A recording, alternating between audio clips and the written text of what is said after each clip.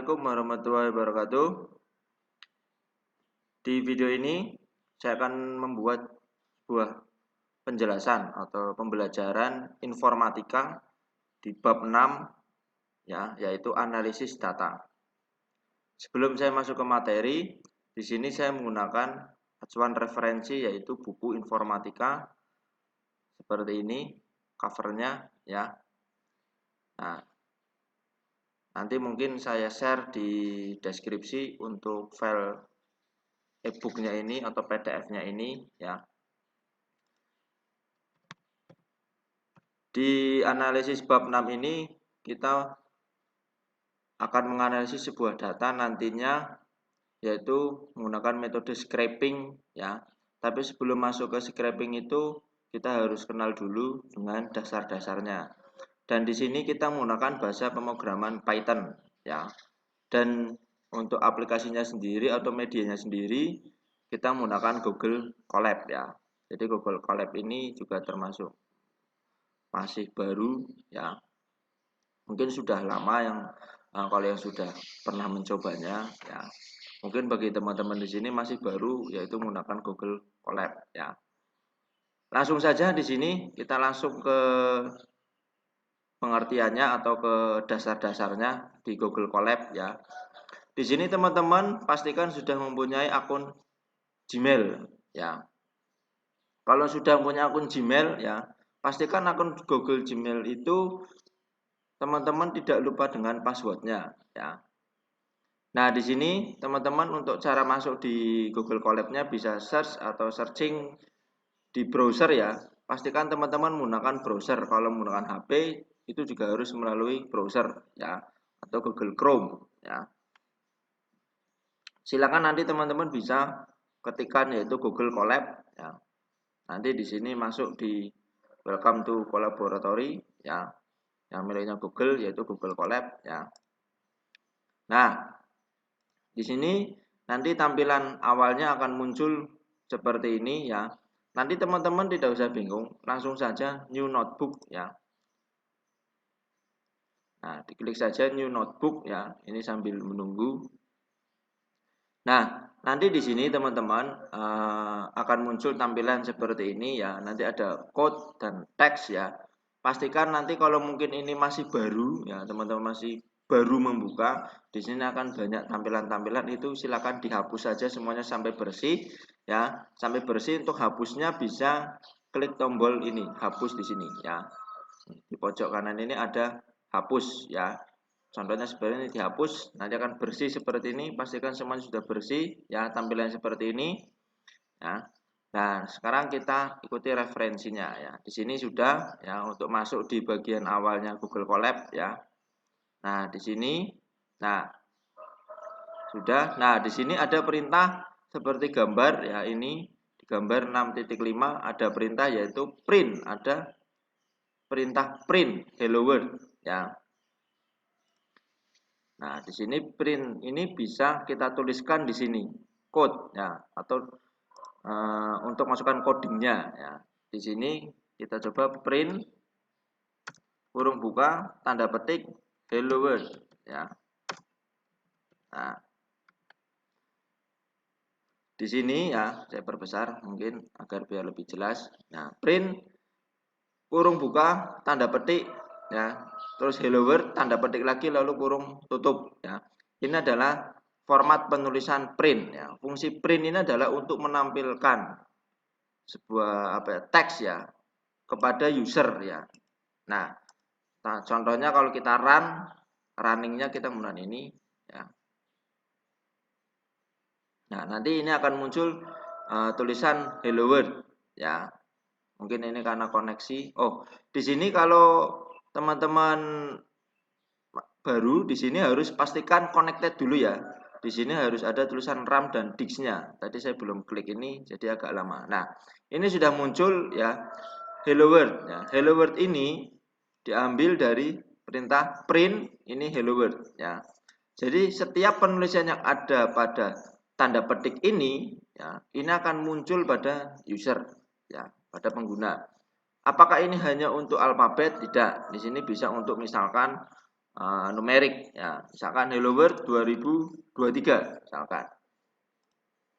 Jadi apapun yang kita tuliskan ini akan muncul. Nah, ini ya. Nah, ini sudah ya. Kita ikuti step by step yang ada pada buku ini ya. Jadi perintahnya print yaitu tadi untuk menampilkan ya, menampilkan sebuah tampilan kepada pengguna ya. Kita berinteraksi di sini ya. Tapi untuk codingan ini dia tidak akan muncul ya, karena kita sebagai developernya ya. Setelah itu di sini kita coba menganalisis yaitu di latihan 1 di perintah print. Nah, di sini latihan 1 ini ya, mungkin saya perbesar ya.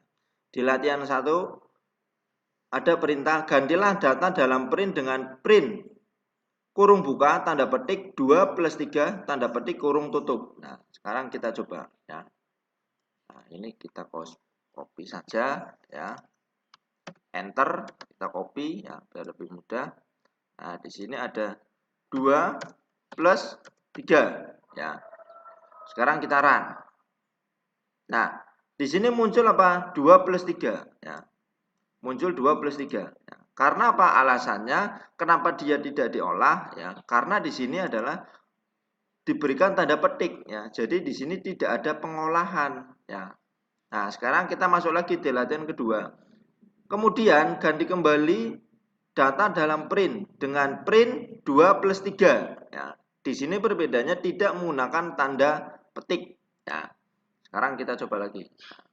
Kita copy ya biar tahu nanti perbedaannya apa ya. Di sini kita hilangkan tanda petiknya ya. Nah, kita run.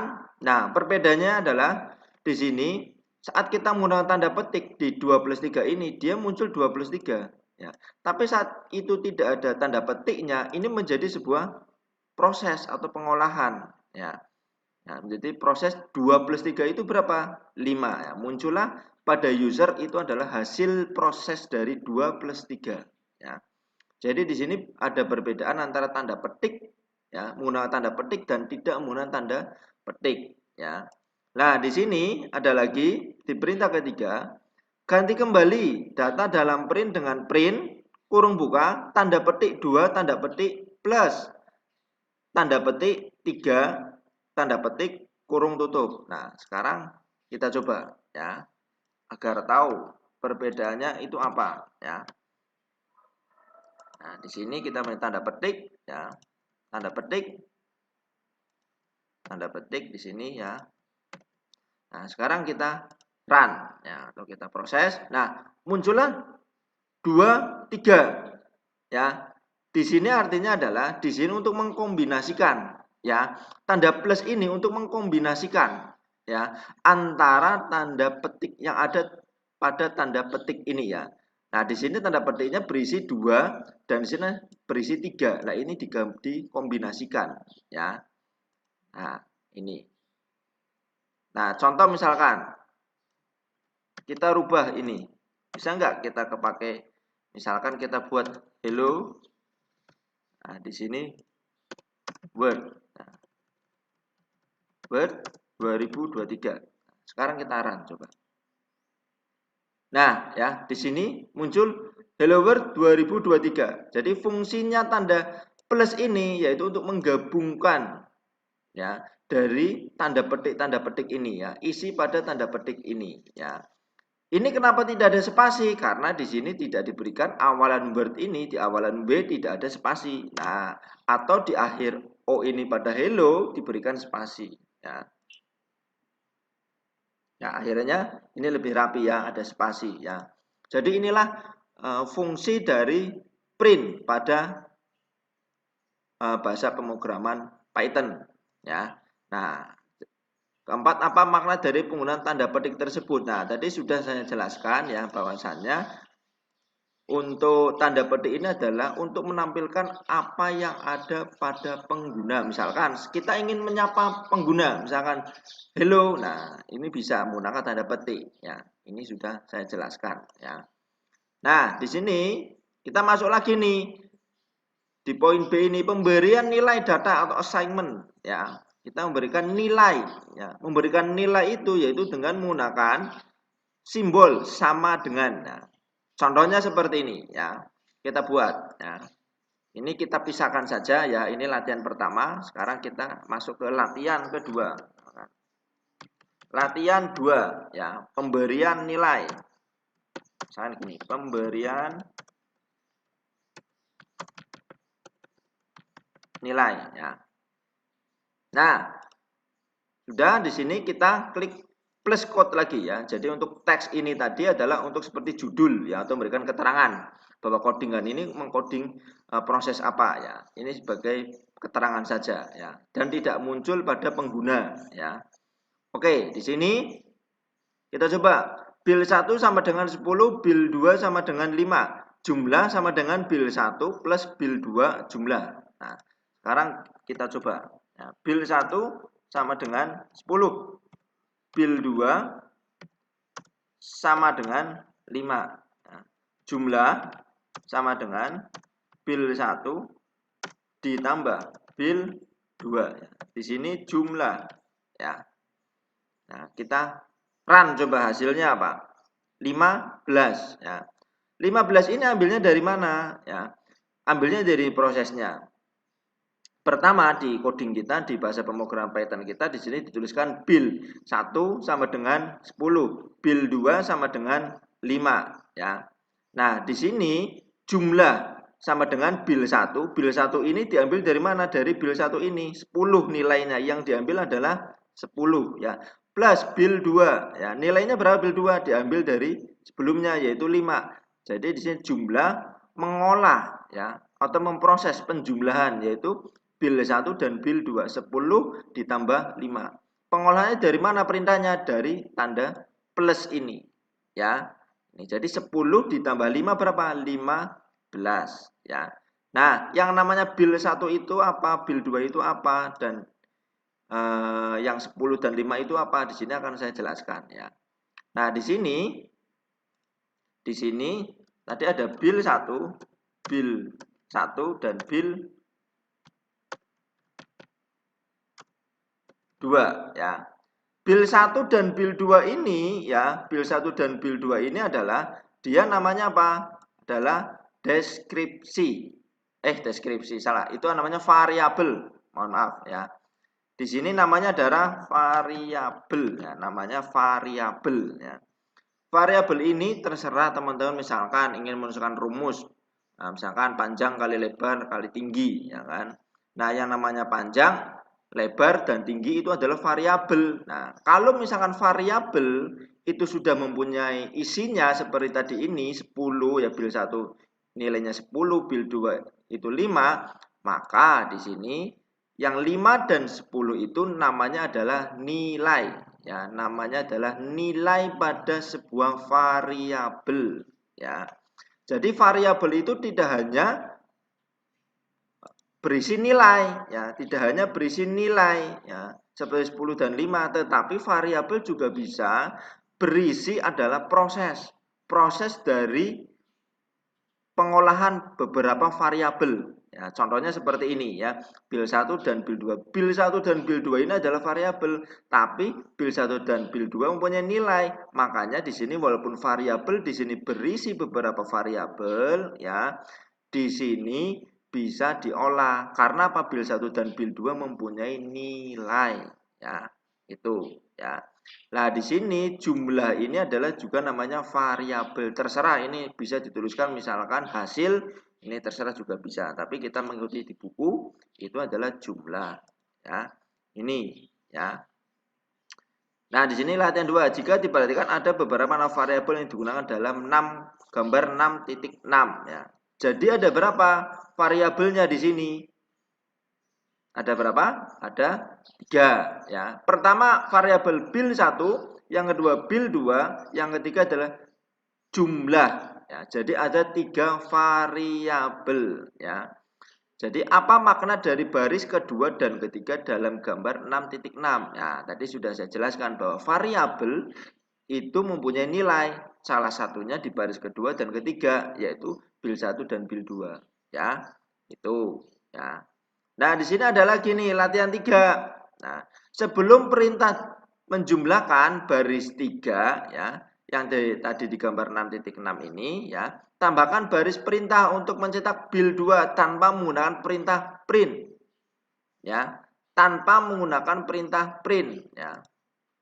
Nah, contoh kita seperti ini. Tuliskan bil 2. Ya. Bil 2. Nah, sekarang kita running. Hasilnya masih tetap. Karena apa? Ya. Karena di sini bil 2 tidak berisi nilai ya. Jadi bil 2 ini nilainya masih sama, ya kan? Masih sama. Nilainya berapa? 5. Kecuali seperti ini. Saya ilustrasikan seperti ini. A sama dengan B ya. B sama dengan C ya. Di sini ada A sama dengan A sama dengan C ya. Terus ada pertanyaan. Ada pertanyaan seperti ini. A sama dengan berapa? Ada pertanyaan nilai A itu berapa? Apakah nilai A itu B? Apakah nilai A itu C? Nah, jawabannya di sini adalah nilai A adalah C. Karena apa? Dari bahasa pemrograman dia menjelaskannya harus urut atau prosesnya harus urut ya.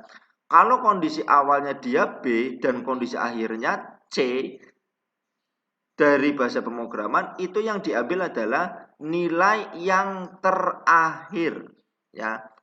Ya, jadi di sini kenapa A sama dengan nilainya C? Karena kondisi terakhir A itu sudah berubah menjadi C. Itu alasannya ya. Kalau tadi misalkan di sini tidak ada nilai, ya tidak ada nilainya, di sini masih tetap menjadi A sama dengan B. Ya, karena apa? Ini adalah kondisi awal dan kondisi akhir. Ya, nilai dari variabel A itu ya. Jadi yang dimaksud pada penjelasan ini itu adalah kenapa dia nilainya masih tetap ya, karena tidak ada pembaruan pada nilai bil 2, jadi masih tetap ya. Nah, di sini dapatkah bil 2 tercetak di hasil eksekusi? Jawabannya adalah tidak. Nah, yang kedua, kemudian sekarang tambahkan perintah print pada baris untuk mencetak bil 2 dan jumlah. Nah, contohnya seperti ini ya.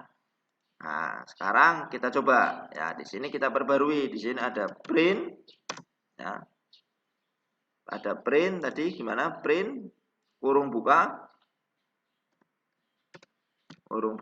bil 2.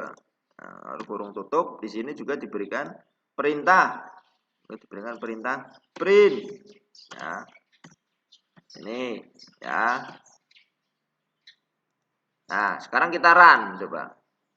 Nah, munculnya kok seperti ini? Ya, kenapa munculnya seperti ini? Karena di sini ada perintah print. Print ini mencetak variabel. Nah, variabel ini dia mempunyai nilai yaitu 5 ya. Nah, muncullah 5. Nah, di sini jumlah ya, ini 15 diambil dari variabel jumlah ini yang ada pengolahannya ini ya.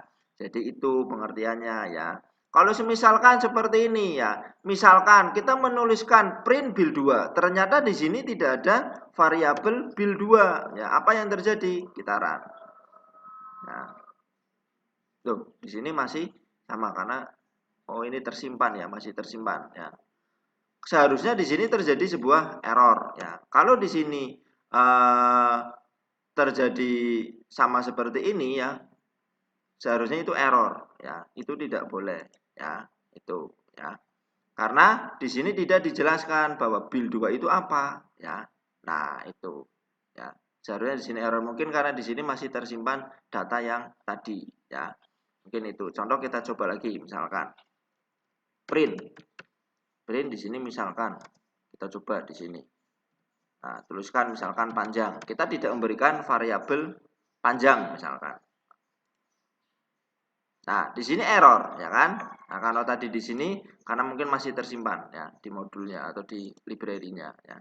Nah, di sini yang saya maksud kenapa itu harusnya error, di sini print panjang ya. Karena di awalnya di sini tidak dijelaskan variabel panjang itu apa. Makanya di sini error ya. Itu ya.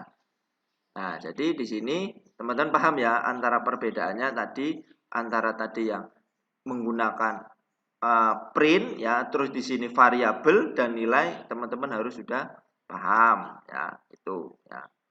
Nah, ini saya kembalikan lagi. Nah, udah di sini ya.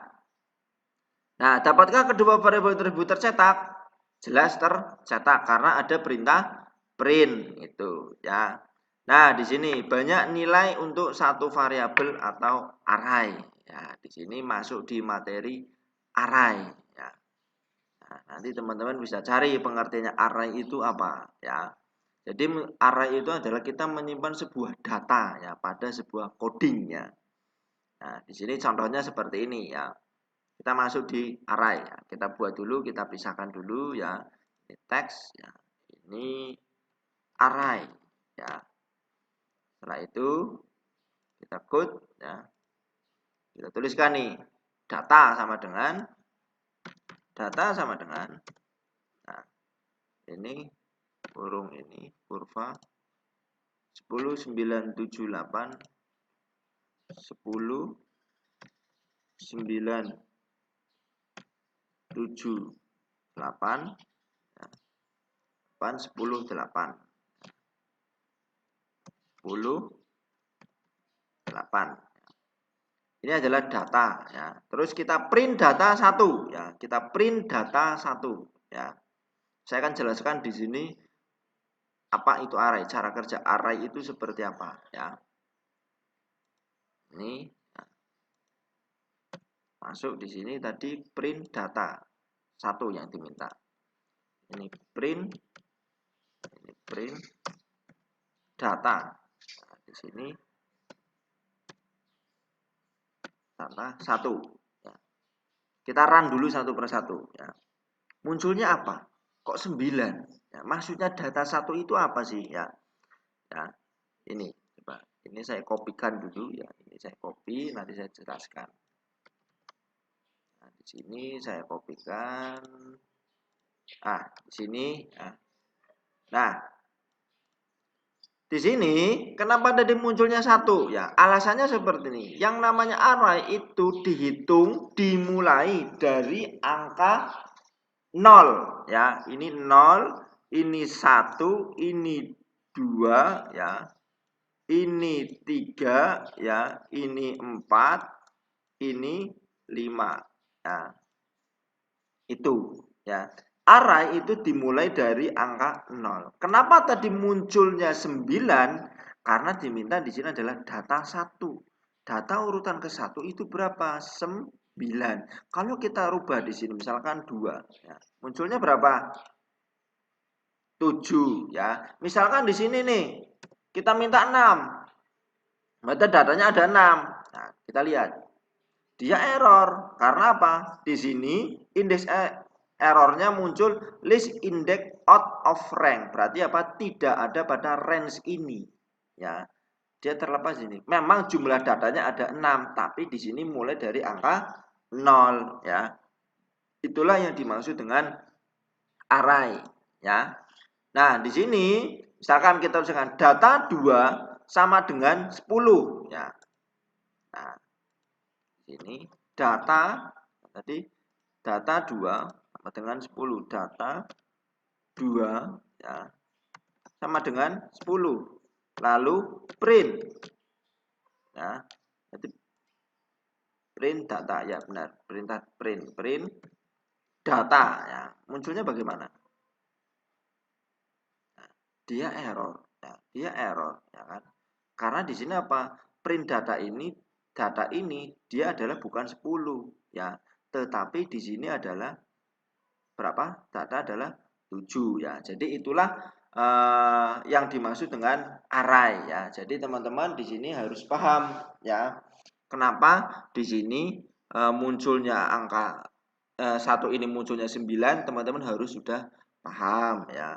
Nah, di sini coba ketikkan baris perintah pertama dan kedua saja pada kode program, ya kan tadi sudah. Kemudian jalankan programnya apakah outputnya 9? Ya, benar sesuai. Alasannya apa? Teman-teman tadi sudah saya jelaskan. Nah, padahal ya kita ingin mencetak data ke 1 pada baris kedua tersebut. Mengapa tidak muncul bilangan 10? Ya, kenapa tidak muncul bilangan 10?